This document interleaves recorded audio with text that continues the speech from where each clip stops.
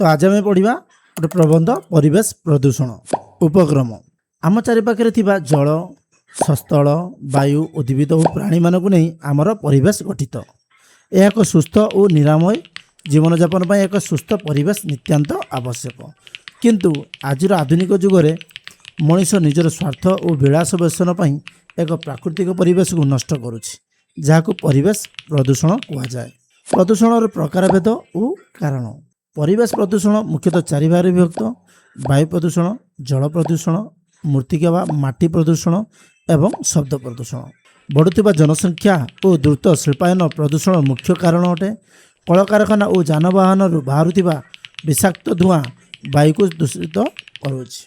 नदी और पोखरी रे शिल्प आवर्जना एवं प्लास्टिक पकाइबा द्वारा जल प्रदूषित होछि।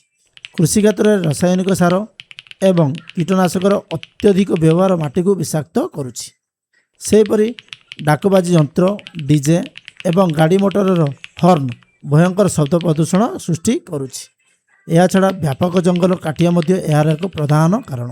प्रदूषणर कुप्रभाव। परिवेश प्रदूषण जोगु समग्र जीवजगत विपद में पड़ी।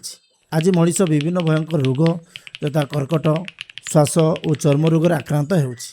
पृथ्वीर तापमात्रा दिनकू दिन वृद्धि पाउछि, ग्लोबल वार्मिंग जहाँ आम कहूँ, एवं जलवायु अनेक अस्वाभाविक परिवर्तन देखा देउछि। ठीक समय वर्षा न होगा कारण कृषि कार्य बाधाप्राप्त होउछि। प्रतिकार और उपसंहार। परिवेश को बचाई एबटार दृढ़ पदक्षेप नेबा आवश्यक। प्रथमतः आमको व्यापक मात्रा रे वृक्ष रोपण करने को एवं जंगल काटिया बंद करने को पड़ो। पॉलिथीन और प्लास्टिक व्यवहार को संपूर्ण निषेध करने उचित। कलकारखाना बाहर आवर्जना को विशोधन करी नदी को छाड़ा दरकार।